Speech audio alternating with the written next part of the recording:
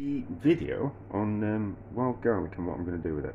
So I went out and I shouldn't have. I picked some because you're not supposed to pick wildflowers. But I went out and picked some wild garlic a couple of years ago.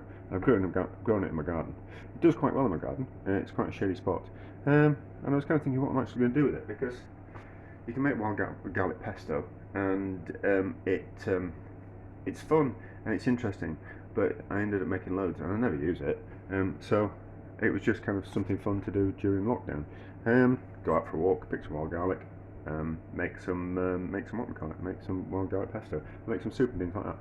But it's done. But anyway, so the wild garlic's done pretty well, and I was kind of thinking what I want to do with it. And it's gone kind of quite woody at the bottom, but I'm not really particularly bothered about that. So what I'm going to do is I'm going to dry it, like a dried herb, and then we're going to see how that turns out. And if it turns out well, I've got quite a lot of it. So I've washed it. I'm going to shake off the excess liquid. Oh, what I think I'll do is I'll tie these. Actually, I'll tie the leaves together, and I'm going to dry it in my mum's greenhouse.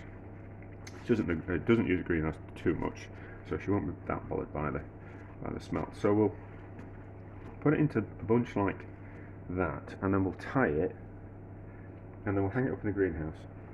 We'll tie it up, and then we'll shake it to get the excess liquid off after we've washed it, and then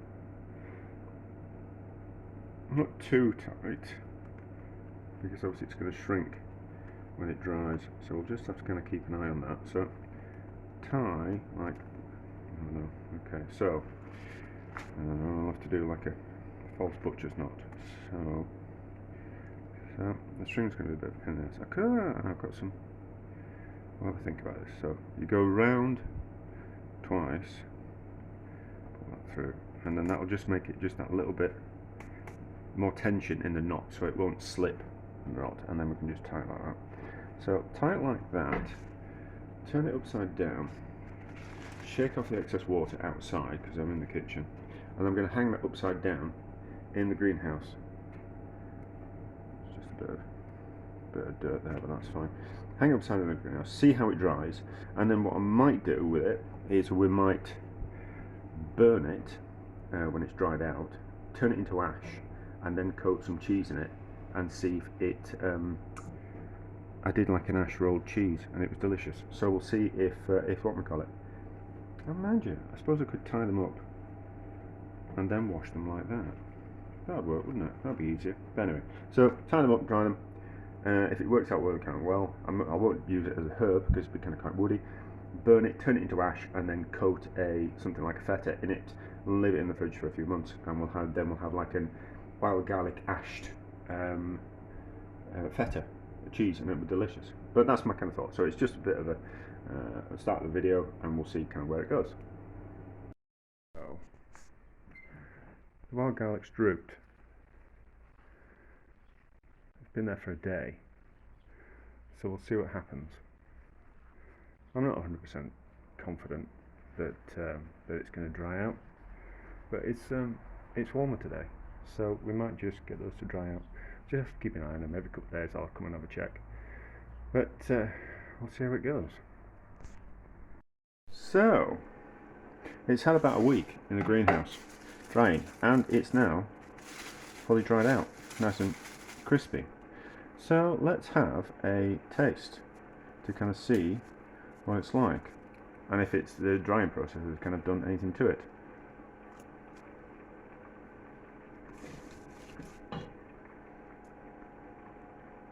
Oh, yeah. So it takes a while, but there is definitely a flavour of wild garlic there. A little bit. It's lost quite a lot of the flavour though. It's lost quite a lot. So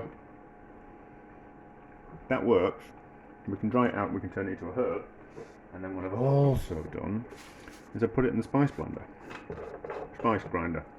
to see what kind of happens to it, and see if we can turn it into like a chopped dried herb, and that's happened to it. So we've created a dried herb. It smells like a dried herb. They've kind of got that I don't know. They just don't smell like dried herbs. They've had slightly older. I'm just cooking something on the back. Hang on. Slightly older kind of flavour to them. So that's kind of worked. So we have made a dried wild garlic powder. Let's just have a taste of it.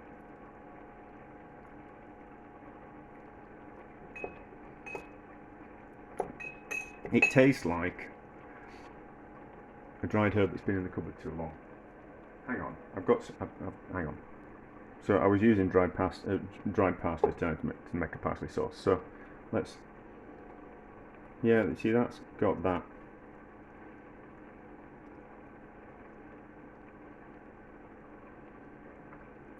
Oldie kind of, no, that tastes fresher.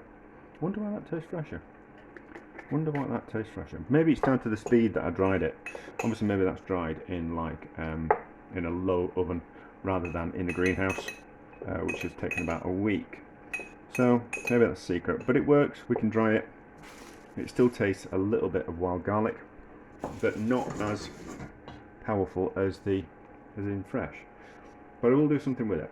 So I've done that to it, and I'm cooking some pasta. So we'll add it to some pasta, and we'll kind of see how it kind of works. But that's going to be part of two dishes. So I'm cooking some pasta for part of another dish. So I don't want it to be like a too long video. So we'll just kind of like cut to finishing off the pasta dish, which will be part of another video which I'm going to do. So it's going to be a bit repeated is the end of this, but we'll kind of see how it works in the what we call it in the pasta that I'm cooking. I've made some wild garlic, dried some wild garlic, and I've turned it into a dried herb. So let's just put that in and see what happens and see how it tastes in something out of curiosity. So it looks well. It looks well. Let's put some more in and see how it tastes and see if it's worth trying the herb. And then we've got at least a video that works. Mind you, I think that's slightly coming better together better. Pepper in that. And then we'll give it a taste. Oh, that's not so bad, that's not so bad, that's not so bad, it's not so terrible. It's not so terrible. And how's it? I think we might get away with putting some more cheese in that now.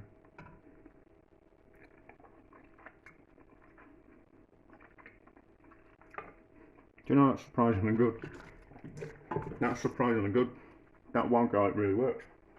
So drying the wild garlic and puring it into a dried herb works. And it gives you that nice bit of garlic. So there we go. The wild garlic's still out there.